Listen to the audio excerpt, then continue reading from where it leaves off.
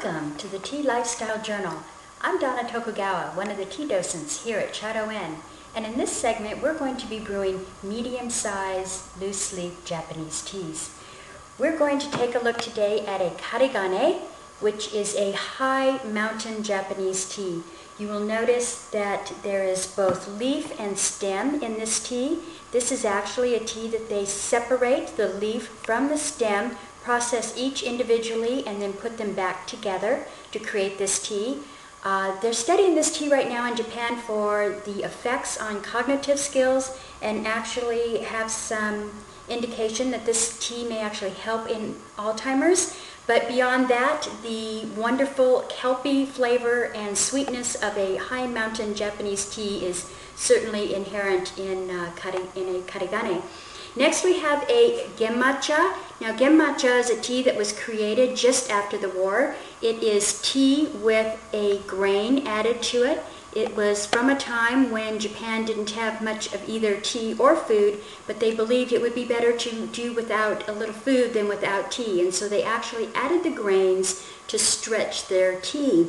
Now, interestingly, today we find something called a genmatcha midori. Now this is a genmatcha, again a tea from the most humble of times, with a matcha being the ceremonial tea, the noble tea served in Japan, added to it. So I particularly love this tea in that it's a blend of both the most humble and the most noble of time periods represented in Japan in a tea that's developed today. When we look at medium-sized teas and we look at these three in particular, when you see a little stem in the tea, such as the karigane or the grains, we know that we're going to need to brew these at a little warmer temperature than we would our small, tender leaf teas. So that's really our indicator. We're going to use a vessel intended for a medium-sized leaf, and that is our Hagi teapot kyushu with larger holes on the inside. And so I have my automatic hot pot again, which I'm going to dispense at just at boiling water. We're going to again warm our vessels. So I'm dispensing at just under boiling. Again, if you don't have one of these wonderful hot pots, you can certainly do this on the stove.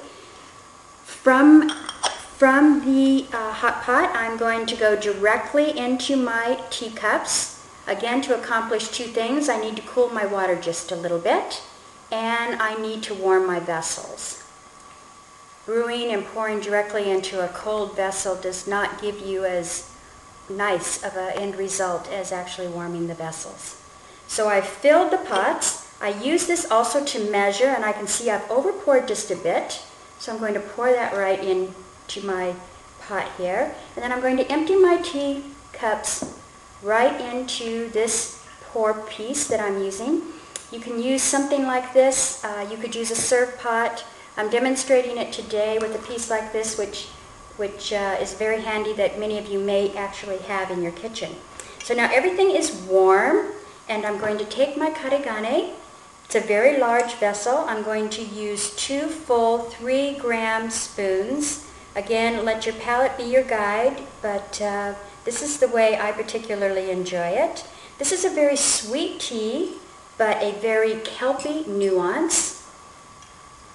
I'm going to take it. The water is really still quite warm. Based on my touch, I'm going to tell you this is just about 190 at this point. I'm going to pour it right into my teapot, my kyushu. And because this isn't as fussy as a small leaf tea, it's a little more forgiving. I have time. I don't need to necessarily go right into a serve pot. I will be able to pour from my kyushu. Now, the longer I let this brew, with any Japanese tea, the longer it brews, the more astringent it becomes. Astringent, again, not to be confused with bitter. Astringent is that dry, clean feeling in your mouth. The Japanese palate likes it a little more astringent than the American. We typically like it a little bit sweeter. So I'm just at about a minute here now, and I'm going to go ahead and start pouring it into the cups. Now when I pour this, I'm going to pour into each cup as I go down the line. And you'll see just a little bit of those tiny leaves coming into my cup. Down to the bottom. This is what you need to read those tea leaves. I really hope that these studies come back to show that this tea does help with Alzheimer's. We could sure all use a little help with that.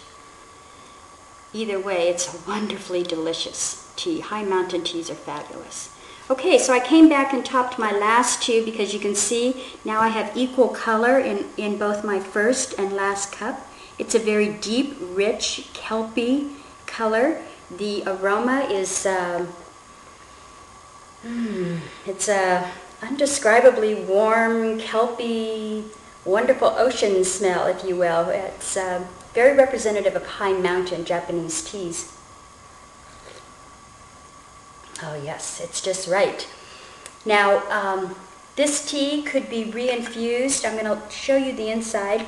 When you take a look at this now, you'll see the leaf is at the bottom of the kyushu and the stem is on the top. They actually float around in there while they're brewing, which is why it's so nice to use a large size vessel here. It's somewhat reminiscent of bamboo floating down the river. Well, that's our karegane. I would recommend reinfusing a karegane 3 to 5 times, depending on your palate. And once you've enjoyed the karegane to its fullest, simply decant it, remove it from your kyushu very easily with your scraper right into your tea dryer, because we're not done with this. This tea still has a whole lot to give us, and we're going to discuss that in one of our future segments. So that's a medium leaf tea. Let your eye be your guide as far as the temperature. Because there are larger leaves, stems, and grains, you know you need to go warmer. I suggest just a little under boiling, allowing you time to warm your vessels and brew it just right. I hope that this has made brewing medium-sized leaf tea easier, and we look forward to seeing you again next time when we introduce our new Kyoto Bancha, a very interesting large leaf tea rarely seen in North America. Thank you for joining us today.